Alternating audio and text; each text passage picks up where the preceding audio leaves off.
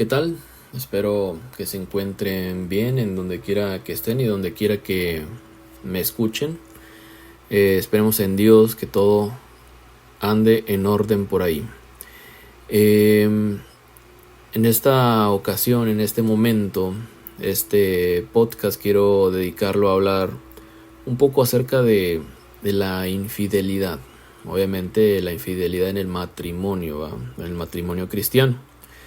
Hay que entender que las causas de la infidelidad son multifactoriales. ¿Qué significa que sea multifactorial? Significa que hay diversas causas, ¿verdad? Diversos motivos, diversos objetivos también, y el daño es diferente en un matrimonio y en otro, ¿verdad? Obviamente hay cosas que coinciden, ¿verdad? El mismo dolor, el mismo efecto, ¿verdad? Hay diversos resultados que son iguales, ¿verdad? En todos los aspectos. Y de una vista general hay muchas similitudes. Pero vamos a hablar acerca de, o queremos dejar en claro algunos aspectos asociados con las causas, ¿verdad? Unas causas profundas. Entonces, repito, las causas de una infidelidad en un hogar son diferentes a los de otro hogar, ¿verdad? Algunas pueden coincidir, pero hay que entender que son diferentes en muchos aspectos. ¿Por qué? ¿Cuál es el motivo? Que cada quien carga con males diferentes, debilidades diferentes, ¿sí? Daños diferentes, historiales diferentes, una historia familiar diferente, cultura diferente, y que nada de esto es excusa, pero sí son causas, sí son cuestiones que pues ya debieron de haber quedado atrás. Como cristianos ya debimos de haber dejado. ¿Por qué? Porque acudimos al llamado, fuimos, creímos, oímos, nos arrepentimos, confesamos, nos bautizamos y nos entregamos a Cristo. Por lo tanto, el viejo hombre lo dejamos a un lado. Se supone que lo debimos de haber dejado a un lado. Y en ello va implicado todas estas causas de las que estamos hablando. Maltratos, ¿sí? Daños emocionales, desamores, aprendizajes incorrectos, ¿verdad? Cultura familiar aprendida en el núcleo familiar, lo que hizo el tío, lo que se normalizó en cuanto a lo que hacía el abuelo, los malos consejos, los patrones de conducta aprendido en la sociedad, en la escuela, en el trabajo, qué sé yo. Muchas cosas negativas que ya no nos sirven, que debimos de haber dejado a un lado, aunado a las cuestiones que ya nos habían marcado en nuestra vida. Y me refiero a los traumas, ¿verdad? Me refiero a los daños psicológicos, a las carencias y a las necesidades. Entonces, ¿a qué me refiero con esto? Que es normal, de cierta forma, que se presenten algunos de estos problemas en alguna persona, pero no lo debería de ser de una manera tan puntual en un cristiano, porque repito, ya debimos de haber dejado al viejo hombre, ¿verdad? Así como lo dicen las escrituras. Entonces, ¿qué tipo de aspectos debimos de haber dejado? Por ejemplo, apegos inseguros, idealización emocional, disociación afectiva, proyecciones, carencia de identidad afectiva. ¿Y qué significa esto? Por ejemplo, el apego inseguro. Pues son personas con una historia de abandono, rechazo, ¿verdad? Y traumas que pueden desarrollar necesidades insaciables de afecto, ¿verdad? Y que proyectan en una nueva pareja, en el amante, en la persona que acaban de conocer y el que les movió el tapete. Esos son apegos inseguros, ¿verdad? Que están desplazando esa emoción hacia otra persona. La idealización emocional, eso tiene que ver cuando se idealiza a un tercero como la solución, obviamente sin ver los límites reales de la relación, ¿verdad? Cuando la persona o el hermano o la hermana cree que la solución de sus problemas y de sus malestares emocionales se encuentran en otra pareja, en otra persona, en otra mujer o en otro hombre, y metiéndome con ella o con él, mis problemas quedan resueltos. Eso es idealización emocional. Disociación afectiva, obviamente, donde la persona, el hermano, la hermana, la mujer o el hombre separan mentalmente amor y pasión, lealtad y placer. Entonces ahí hay una confusión, una desorientación y al final justifican la conducta porque no han aprendido a entender dónde está el amor, dónde está la pasión, qué es la lealtad y dónde debe estar el placer. No entender estos conceptos también es causa de desorden. Al último terminan justificando lo que hacen por no entender esto. La proyección es lo que no obtienen de sí mismos o de su pareja, lo proyectan como una necesidad hacia un tercero, ¿verdad? Cuando no están trabajando en el matrimonio, no están trabajando en soluciones, no están trabajando en alternativas, no están trabajando en consejería, no están trabajando en volver a reanimar y vivificar la relación, sanar la relación, mejorar como pareja, mejorar como matrimonio, buscar soluciones y mejor se quedan con el daño, con la ofensa, con el dolor, con la carencia de afecto, con la carencia de amor y pues esa necesidad pues la proyectan pues en un tercero, ¿verdad? Se parece a la idealización. La carencia de identidad afectiva, donde no saben estar solos ni autorregularse emocionalmente. Yo creo que esta es la más común, es la más amplia, es la más sonada, ¿verdad? La carencia de identidad afectiva es cuando hay una ausencia muy grave de dominio propio. La persona no sabe estar sola. No, pues que la esposa se fue a trabajar, el esposo se fue a trabajar, y quien se quedó no sabe estar solo, o no sabe estar sola, no tiene habilidades de autorregulación, y las habilidades de autorregulación emocional están en el dominio propio. ¿Ok? ¿Y cuáles son las causas, o una de las causas de lo que yo le quiero explicar a usted que me está escuchando sobre las causas de esto? Porque acuérdese, ya le dije qué tipo de problemas se pueden presentar como causas, ¿verdad? Ahora, las causas de esos problemas, ¿sí? ¿Qué originan las infidelidades? Uno, por ejemplo, historia de abandono emocional, negligencia en la infancia. No es justificación, no es excusa. Es verdad que muchos han tenido o tienen un historial difícil en la infancia, pero no es excusa para justificar una infidelidad. Eso se tiene que trabajar, eso se tiene que sanar, eso se tiene que dejar a un lado. Hay que hacer un esfuerzo. Relaciones actuales, frías, distantes o rutinarias, ¿verdad? Cuando se cae en la monotonía, no es excusa, son causas. Donde no se comunica la necesidad afectiva. Hay poca comunicación. Yo siempre hago hincapié, menciono mucho el aspecto de la comunicación en el matrimonio. Cuando hay comunicación en el matrimonio, usted no tiene idea de la cantidad enorme de problemas que uno se puede evitar, ¿sí? Baja autoestima. Todos los aspectos de baja autoestima tienen que quedar sanados, ¿sí? Cuando vamos a Cristo, tenemos que hacer las cosas bien. Y tenemos que encontrar la identidad como cristianos y sanar todos esos aspectos que tienen que ver con la baja autoestima. Una baja autoestima que sucede en el cristiano tiene mucho que ver con la pérdida de identidad. No se ha apropiado de una identidad correcta como cristiano. Eso es una causa muy fuerte de baja autoestima cuando sucede, ¿verdad? Entonces hay que tener mucho cuidado con la baja autoestima, porque cuando hay baja autoestima en una parte, en el marido o en la esposa, en el varón o en la mujer, se incurre a buscar validación externa, constante.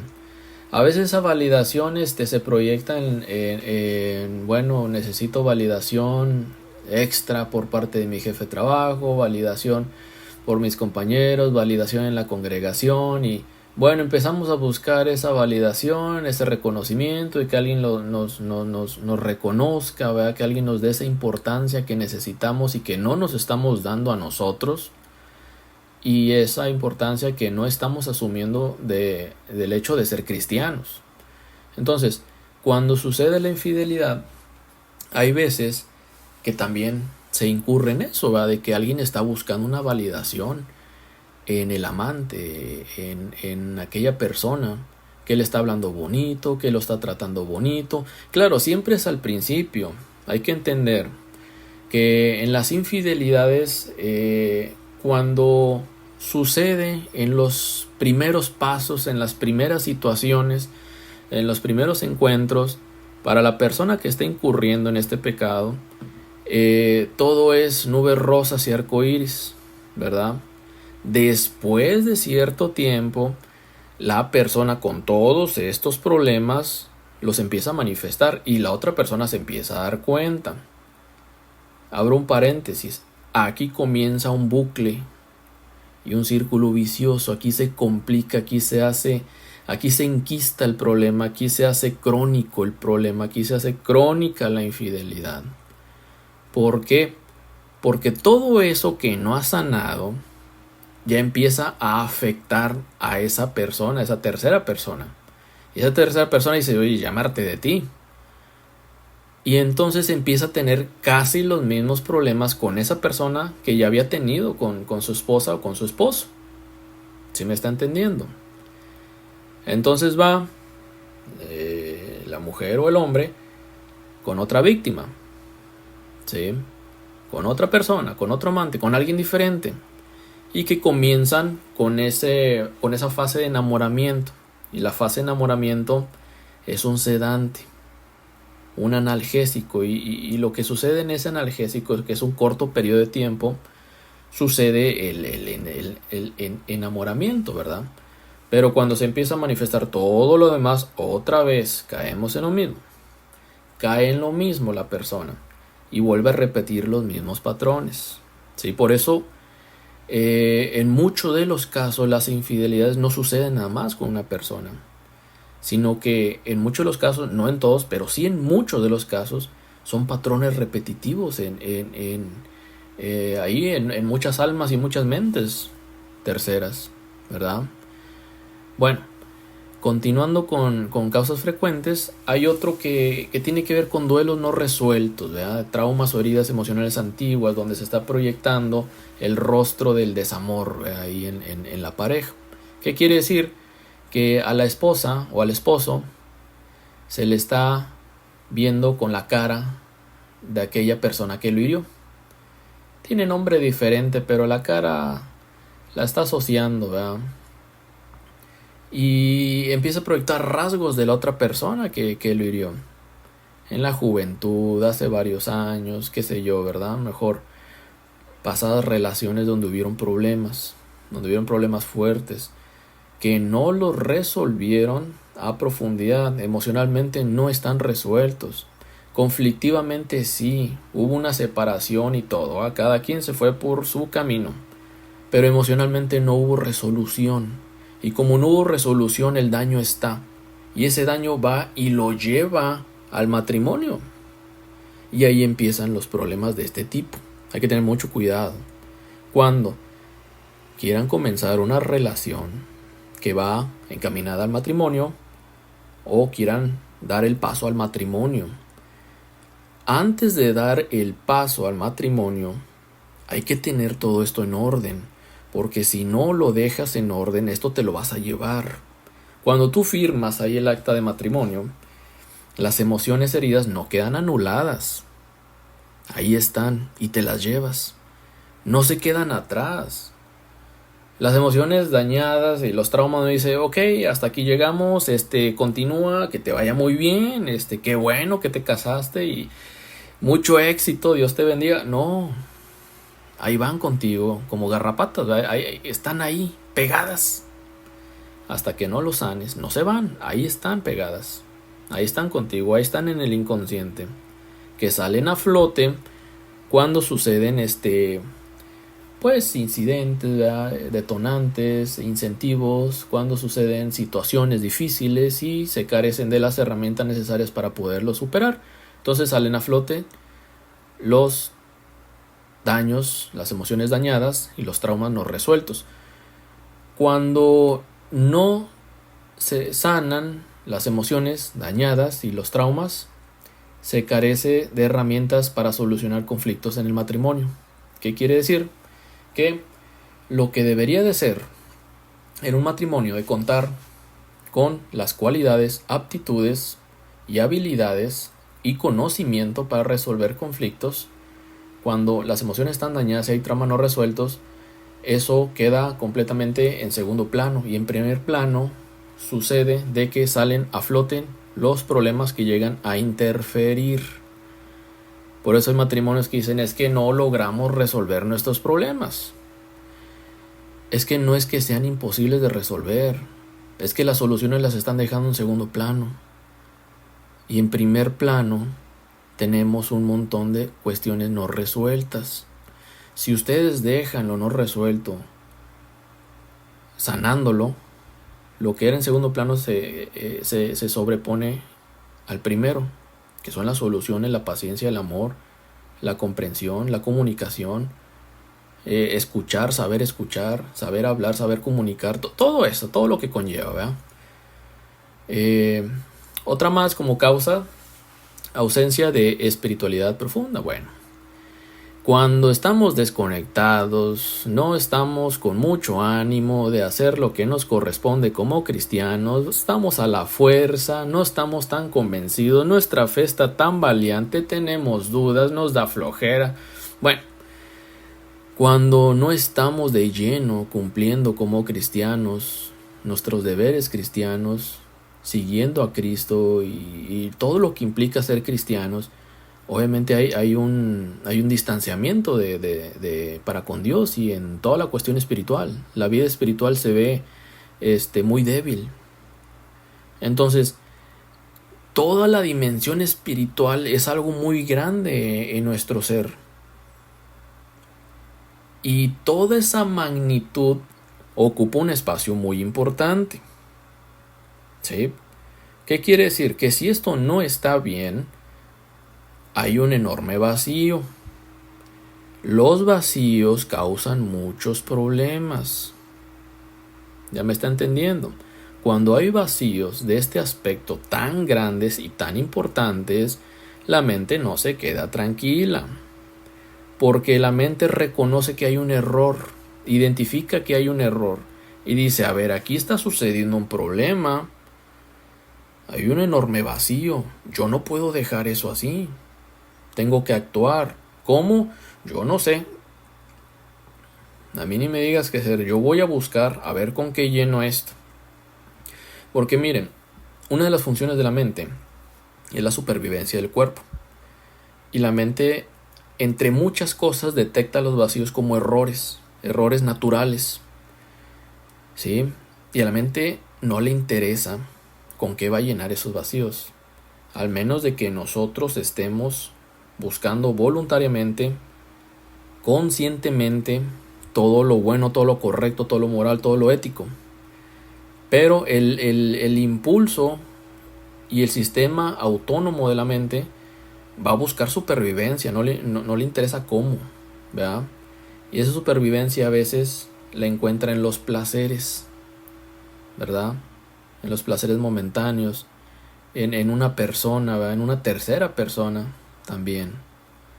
Y si esa tercera persona cumple con varias cualidades que la persona que está pecando estaba buscando, pues imagínense todo lo que va a lograr llenar. Momentáneamente, temporalmente, puede llenar mucho.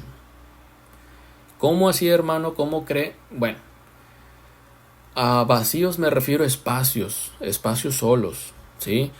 Nuestra mente es un contenedor que no tiene etiqueta, no tiene aparcamiento con un nombre, ¿sí?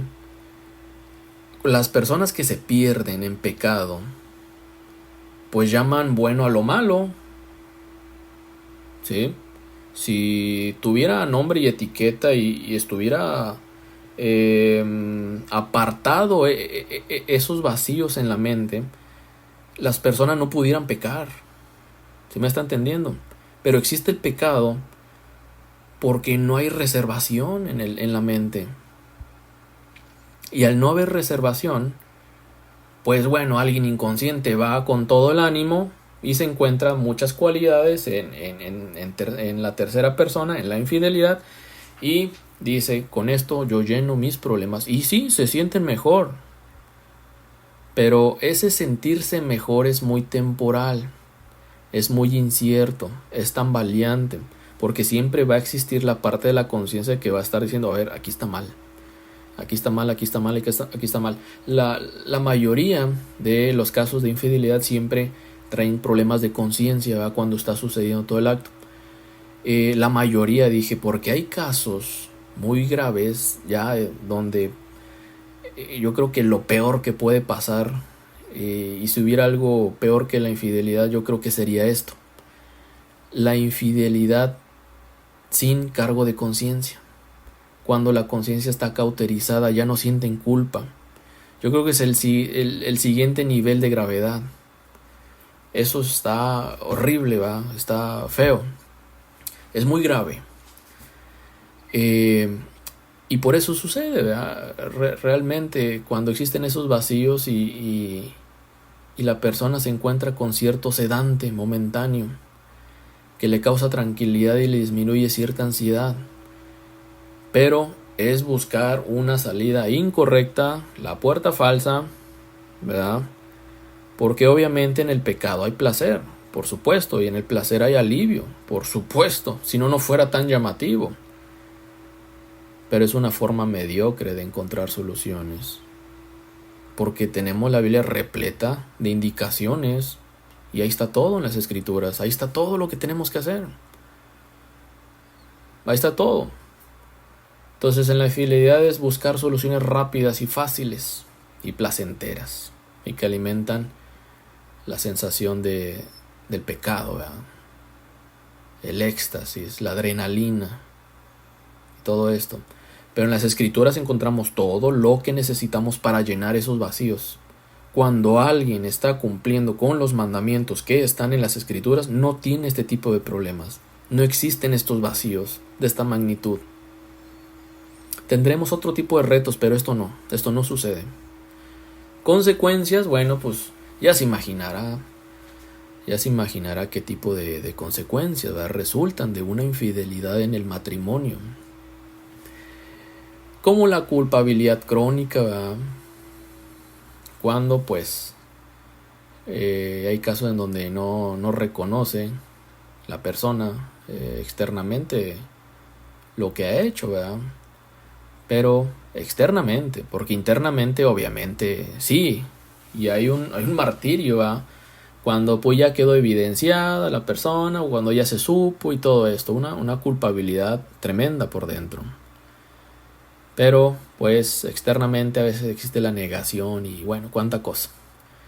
Obviamente la destrucción de vínculos de confianza, eso es muy fuerte, es muy lamentable, es muy grave, ¿verdad? Es un resultado muy muy fuerte. La destrucción de vínculos de confianza es algo muy grave, muy delicado. Es un hilo de oro que fácilmente no se vuelve a tejer. Sí se puede construir, quiero dejarlo en claro. Su servidor le está diciendo aquí en este momento, sí se puede volver a construir, pero es un proceso arduo, tremendo, difícil, que implica muchos sacrificios, mucho esfuerzo, mucho amor, mucha oración, mucha consejería, mucho apoyo, muchos cambios y mucha evidencia mucha evidencia, hechos, no palabras, hechos. ¿Qué voy a cambiar? Ah, qué bueno que quiera cambiar. No, pues que te prometo. Ah, bueno, qué bueno, que quiera prometer. No, no, no. Hechos, hacer, acción, realizar acciones.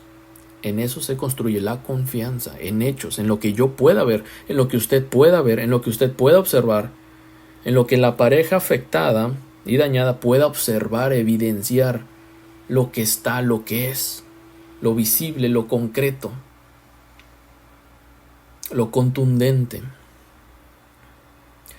Otra consecuencia, la confusión emocional, identidad difusa, también la víctima, el afectado, cae en una desorientación. Será mi culpa, yo habré causado esto, pero lo di todo, me esforcé, hice todas las cosas bien, y cae en una confusión tremenda, muy profunda. Es un daño muy diverso, ¿verdad? Otra, pues, conducta de repetición, ¿verdad? A veces, pues, cuando están incurriendo en una infidelidad, ¿verdad? Y no han sanado el aspecto de los vacíos, pues van en busca de otra relación para llenar otro vacío nuevo, ¿verdad?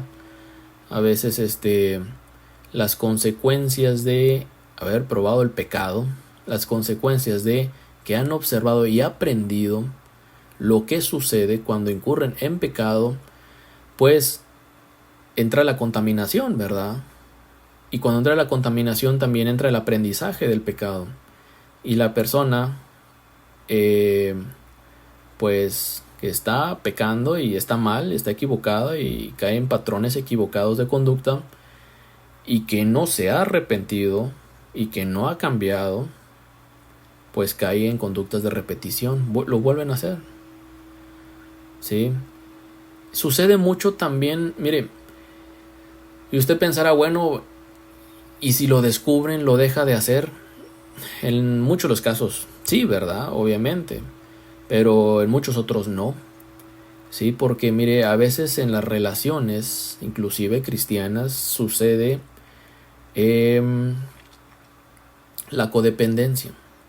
Es que es así porque pues es el que está al frente, la cabeza del hogar, y es el marido y lo tengo que respetar, y pues yo no tengo palabra aquí, y pues soy mujer, y pues puede hacer lo que quiera en cierta forma, y yo no lo puedo juzgar porque yo no soy Dios, y me ha dicho que no lo juzgue, y me ha dicho que solamente Dios condena, y que yo no tengo voz ni voto aquí, y que es mi culpa. Y sí, algunas cosas que estoy haciendo son causa de que lo hiciera y se fuera con otras. Yo tengo que mejorar para que ya no se vaya con otra más. ¿Ya me entendió? Codependencia. La codependencia es cuando, vamos a poner el ejemplo, el hermano, el varón, incurre en pecado. Y la codependencia, cuando sucede la repetición constante y se repiten estos patrones de pecado, cuando existe la codependencia, es de que la hermana cae en estas ideas que le acabo de mencionar. Pues es que tiene que hacerlo así porque yo tengo la culpa, ¿verdad? Tiene que hacerlo así para que pues se desahogue, ¿verdad? O tiene que hacerlo así para que se sienta mejor. Pues es que es muy violento, y cuando lo dejo hacer lo que él quiere hacer, me trata mejor. Imagínese, o sea, yo creo que se le está revolviendo ahí el estómago escuchando esto que le estoy diciendo, y es más normal de lo que usted cree. O sea, y no estoy hablando solamente en ámbitos cristianos, ¿no? O sea, referente al mundo también. Este tipo de situaciones existen, y no son vistas, no son sabidas. Y hay muchos hogares que están sufriendo esto. ¿Sí? Entonces, hay veces que suceden las infidelidades por codependencia. Es más frecuente, obviamente, que el hombre caiga en codependencia, pero el que le mencioné anteriormente es un problema de codependencia por identidad cristiana, de que él es la cabeza del hogar, él es el que manda. Y bueno, ahí los dos ya están mal, los dos están mal. No estoy mencionándolo de esta manera para juzgar, sino que hay que hablar de ello para darse cuenta cómo sucede a veces este tipo de situaciones. Y usted que me está escuchando, pues sepa, ¿verdad?, que cuando le piden ahí un consejo o sepa de algo, tome en cuenta de estos antecedentes, ¿verdad? Y sepa qué decir, sepa qué actuar, sepa qué aconsejar y qué consideraciones hay que tomar en cuenta, ¿verdad? Y poder identificar en qué fase está o en qué categoría está, ¿verdad?, por así decirlo. Ok, otra consecuencia, en algunos casos, adicción a la conquista o dependencia afectiva. Sí existe la adicción al sexo, sí existe la adicción a la infidelidad, sí existe la adicción a la búsqueda de aprobación y la búsqueda de afecto externo de un tercero. Sí se puede volver adicción. Mire, tome en cuenta algo: cuando la mente no ha reconocido algo, un pecado no cometido, por eso es que se nos insiste tanto en las escrituras: no se contaminen, no pequen, no se metan en problemas. ¿Por qué? Porque no es tan sencillo. No es pecar y arrepentirme, no es tan sencillo. Cuando el cuerpo, la mente, identifica el pecado y ha probado el pecado, se despiertan muchos receptores de placer que estaban dormidos. Y ahora se activan, como los receptores de nicotina, cuando el fumador es constante y no puede dejar el cigarro porque los receptores de nicotina están que arden y no lo pueden dejar en paz. Bueno, así hay otra fiesta de químicos: adrenalina, noradrenalina, dopamina, serotonina. Y bueno, esos son neurotransmisores que van, de hecho, suceden y se segregan en las cuestiones de placer. Por eso a veces colocan ahí la frase de la adicción a la dopamina, que después su servidor subirá un podcast referente a la adicción de la dopamina, que tiene que ver mucho con el pecado constante y deliberado. Ok, este punto que le acabo de mencionar es, en algunos casos, adicción a la conquista. Se vuelven conquistadores, ¿verdad?, y creen que su valía está ahí. O se vuelven dependientes de afecto. Fíjense, aquí yo le mencioné dos cosas. Uno sucede más en el hombre y otro sucede más en la mujer. Ya se imaginará a cuál corresponde cada uno. Ya lo identificó. La adicción a la conquista se da en los hombres más frecuentemente, mucho más frecuente, y la dependencia afectiva se da en las mujeres, en la hermanita, y el otro en el hermanito, el conquistador, ¿ya? Todas mías, yo puedo. Y la infidelidad, que tiene que ver con la adicción a la conquista, también sucede, ¿verdad? Y por otro lado, de las hermanitas, de la esposa, la dependencia afectiva. Mientras más me quieran, mejor y más importo, más valor tengo como mujer. ¿Por qué? Porque no nada más es uno. No nada más es el hermano Pancho que tengo aquí en la casa. Está fulano, melgano y sutano. Y mientras más sean, pues significa que valgo más. Pues porque todas me quieren. Todas se quieren acostar conmigo. Y me desean, y me escriben, y me mandan fotos. Quiere decir que valgo mucho. Quiere decir que tengo mucho valor y más que otras. ¿Por qué? Porque hay muchos que me desean y quieren estar conmigo. Entonces, esa es la dependencia afectiva de problemas no sanados, problemas no resueltos, vacíos no resueltos. Entonces, dirá usted, bueno, ¿y la solución? Mire, ahí en las escrituras tenemos todo. Mire, si cumplimos con todo lo que está en las escrituras, yo creo que lo único que nos pasaría fueran pruebas y las superaríamos, así, fácil. Si hiciéramos todo lo que dicen las escrituras, no tuviéramos... Es más, mire, los psicólogos nos quedaríamos sin trabajo. Así se lo digo. Si cumpliéramos con todo lo que dice las Escrituras. No estoy juzgando. No le estoy diciendo a usted que no está cumpliendo. No. Yo creo que todos estamos en la misma batalla de esforzarnos todos los días en cumplir todos los mandamientos, ¿verdad? Amar al prójimo y mantenernos puros, mantenernos santos, la oración, ¿sí? Congregarnos, los puntos de oración, todo. Porque todo eso purifica, ¿sí? La misma Biblia nos dice, en esto pensad, todo lo puro, todo lo santo, todo lo amable, todo lo buen hombre. Dice, cambia tus pensamientos, ponte a pensar en otra cosa, de manera permanente. Y eso va a cambiar el patrones de pensamiento si estás batallando con tus pensamientos. Entonces, un texto base, ¿verdad? Aquí que no lo mencioné al principio, pero lo dejé al último, que está en Primera de Juan, capítulo 6, versículo 35. Dice, Jesús les dijo, yo soy el pan de vida, el que a mí viene nunca tendrá hambre, y el que en mí cree no tendrá sed jamás. Estaría completo. ¿Qué más nos faltaría si tenemos a la esposa o el esposo en un hogar cristiano y tenemos a Cristo y tenemos sus garantías y los que nos promete, lo que nos ofrece, lo que nos da? Entonces ya no necesitamos más, ya no debemos de andar buscando. Es más, ya no sentiríamos que necesitamos andar buscando. Toda necesidad queda anulada, literalmente anulada.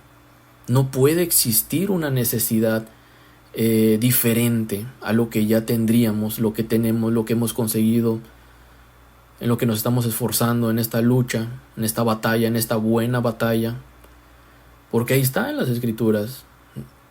Nunca tendrá hambre.